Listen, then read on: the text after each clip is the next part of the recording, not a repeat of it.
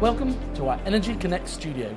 I'm delighted to have sitting next to me Sherif Foda, CEO of NESR. Thank you so much for taking the time to talk with me today on the sidelines of ADIPEC 2021.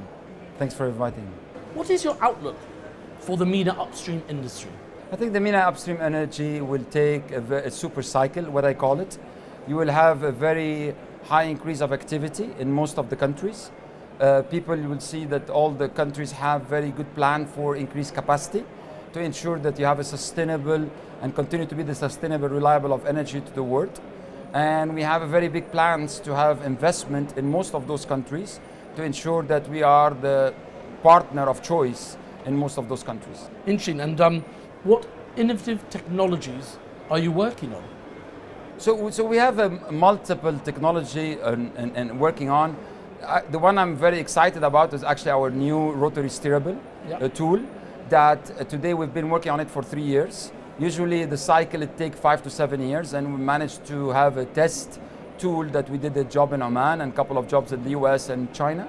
And we have as well a very big investment in all the sustainability technology, which is, I think, obviously it's a big focus.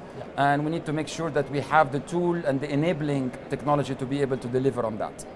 Yeah, and so, I mean, carrying on from that, what are you doing in this sort of energy transition space? I think it was very clearly mentioned today that transition means it's a transition. It takes time to go to a transition fuel. But what I think it's the very fundamental issue is how can you produce oil and gas greener, in a better way, in a more sustainable way, in a lower carbon footprint way.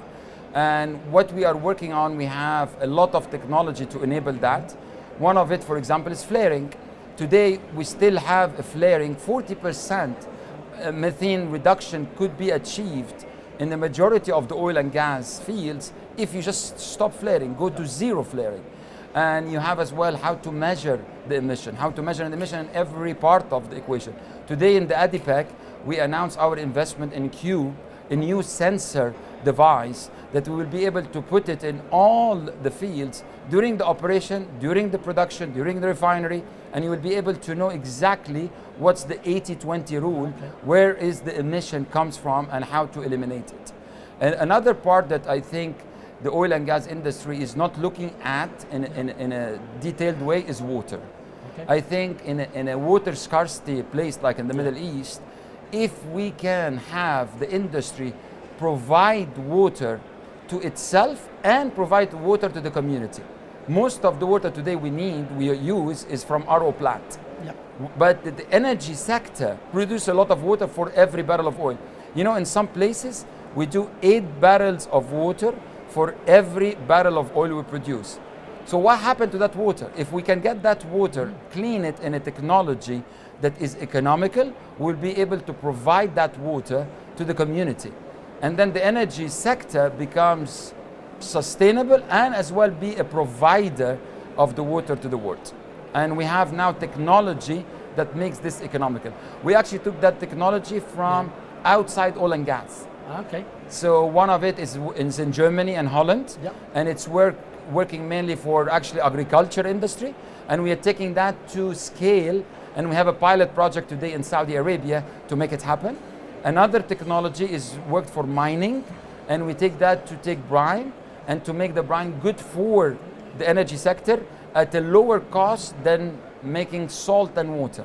And what does this mean is to lower the carbon footprint of all the transportation. You eliminate it totally, and you make a self-sufficient brine that you need to inject to be able to produce oil and gas. That's really interesting, and I think behind all of that is sort of how you work in partnerships. And I know you've signed a lot, and you just mentioned a few there. I mean, how important is that, sort of also looking outside the region, but working, in partnerships on different projects? I think it's crucial, and especially in the time that we have now, you have a finite time. You have a very, I would say, a decade or 15 years where you need to find a lot of those technologies. Not everybody needs to do this in-house, and not everybody needs to reinvent the wheel. And some of this technology is already very well established outside the industry. So our model of partnership is a win-win. Bring those technology from anywhere and then work together with our very strong footprint in the region, very good understanding of the client and make this happen, which basically lower the total cost of providing that. So I have a dozen of partnership outside the oil and gas, and I have more than a dozen partnership inside the oil and gas. That's fascinating. And as you said, you've got a big footprint across the Middle East region. So what markets are you most optimistic about in the region? I think the Middle East in general, overall, which is the GCC plus North Africa, will have tremendous growth. They have tremendous reserves. We are very optimistic, obviously, in Saudi Arabia. We work very close with Saudi Aramco. Very optimistic about here. You saw all the plans from Dr. Sultan and everyone.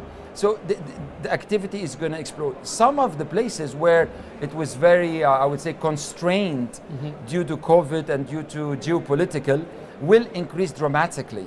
Like Libya, you have Iraq, you have Kuwait. There is a lot of activity that's going to happen over the next 3 to 5 years. Touching, you said Saudi there, but also the UAE. So what is the significance of these net zero promises for the energy industry and extra investment or working in these areas of the promises that both Saudi and UAE have made? I think the leadership is very clear between both countries, with the Saudi Green Initiative, with ADNOC, and a lot of the activity. Again, you need to be pragmatic about it. So the industry itself, the infrastructure of the industry that exists, is going to be the real enabler, and it's going to play a pivotal role to make the energy transition happen. You need to use that infrastructure. For example, carbon capture and storage, where you are going to inject this carbon. The best place to inject it is actually the people that knows the E&P and the subsurface extremely well, and they will know where the best to inject the CO2.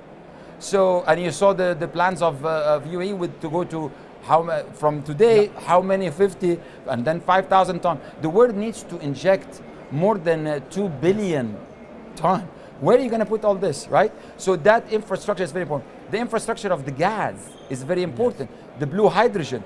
Now you need to, how are you going to make the blue hydrogen? You need gas, and you need to capture the carbon from it. If you're going to go to green hydrogen, you need water. And I go back to my comment about water. The industry can provide that. So with all this is a phenomenal growth potential that is sustainable and is going to make a difference for the lower carbon footprint to the world. And as a final point, and I think what you've made clear there is partnerships also in the renewable energy transition is going to be key, of the companies and countries that are being focused on it to sort of bring that expertise here to the region. Absolutely, absolutely. You need the expertise, as I said, and you need to be pragmatic of lowering your existing oil and gas production at a much lower carbon footprint than today.